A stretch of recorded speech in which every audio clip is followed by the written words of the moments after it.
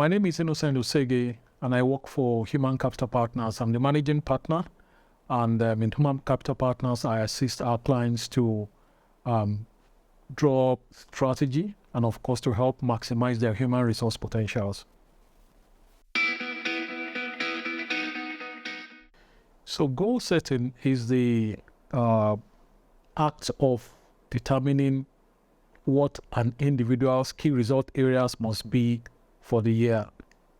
If one picks his departmental goal, which has been tied to his or a corporate goal, and of course to also looking at his job description, from there you determine the key result areas that you have to deliver on for the year. The key result areas are the things that an individual is responsible for. And what then happens is that for each of the key result areas, the individual determines objectives for each key result area, also determines the measuring criteria and the key performance indicators for each one. Then he also determine what the target must be in quantifiable terms. And in addition to that, for each of those targets, then he also mentions or determines what are the initiatives and what are the key actions that needs to be performed for that target to be achieved. Goal setting also involves determining the resource requirements and the responsibility in terms of who will be responsible for it.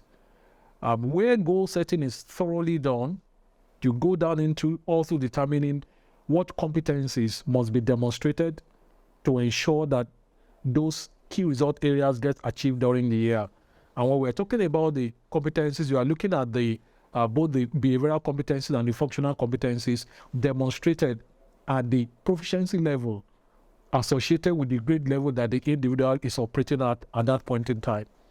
Then goal setting also involves determining what are the training and development programs that the individual must attend during the year if the objectives must be achieved.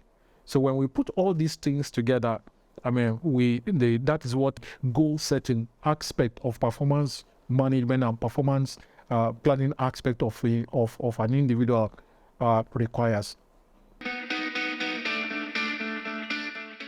Well, performance management is the entire system that has to do from the point of goal setting to goal setting, which is performance planning, to feedback, and of course to performance evaluation. So it's a whole circle from goal setting to performance tracking to performance review.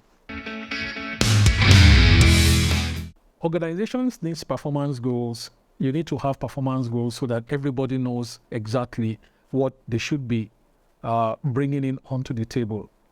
So, and the way that starts is the fact that the organization must have its own corporate goals, which would have been well thought out. After that, these corporate goals are cascaded to the department.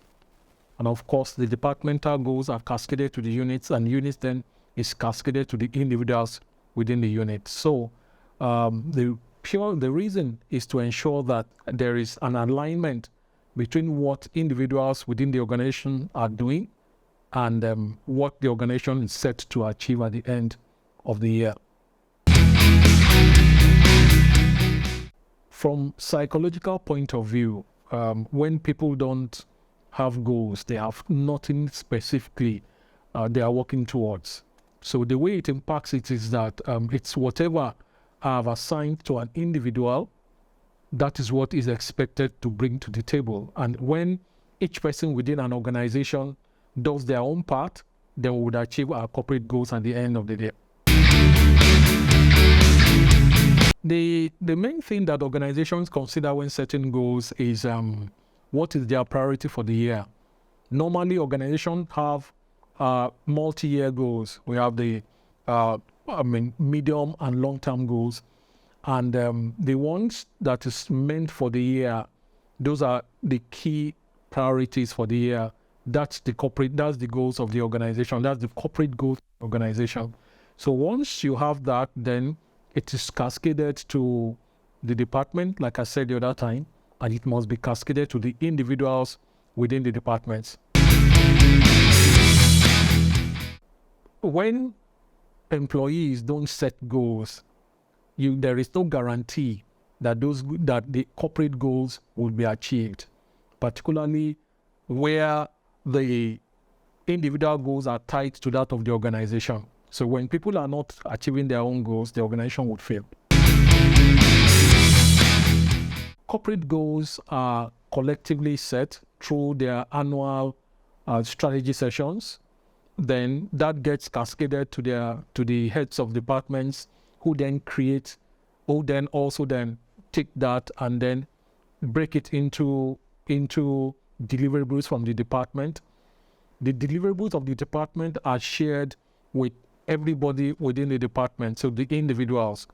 Between individuals and their line managers, they are expected to have a goal discussion, and of course, the line managers then help to prioritize, help to focus the staff to exactly what he or she wants to achieve in terms of what has been given to him or her to achieve. So, in terms of goal setting, for some organizations it's bottom up, for some it's bottom down. But what we normally recommend is that there must be, once the line manager is clear on what he wants to achieve, he should have those discussions with his team members. The team members also come up with their goal plans. They both discuss it and they both agree on what we need to achieve during the year. And of course, to what the line manager is prepared to provide resources for. Because if I have a goal and I don't have the resources to be able to make it happen, it will just be a bloody waste of time for everyone. So he's able to prioritize what he wants to achieve, and of course he's also able to prioritize what he can get budget for in terms of resources. Once that is clear, then we can begin to run. So coming back to your question, who should set goals? It should be the goal should come from the center, which is from the corporate goals, flow down to the department. The departmental head flows it down to units under him. The unit heads flows down to the individuals. So there must be those conversations, dialogue between the individual and their line managers to enable them jointly agree on the goals that must be pursued for the year.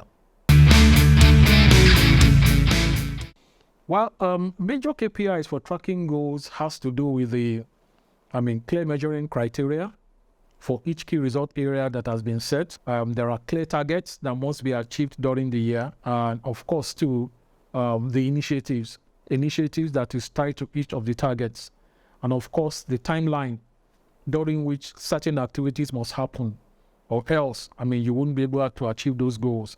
So those are the things. Those are the key performance indicators that one must be looking at, and those are the key performance indicators that you track for an individual. Well, for me, organizations can motivate their team to improve performance in several ways. The first one is to create the enabling environment, the atmosphere that would motivate learning, that would motivate performance, that would also bring out the best from their people. That's one.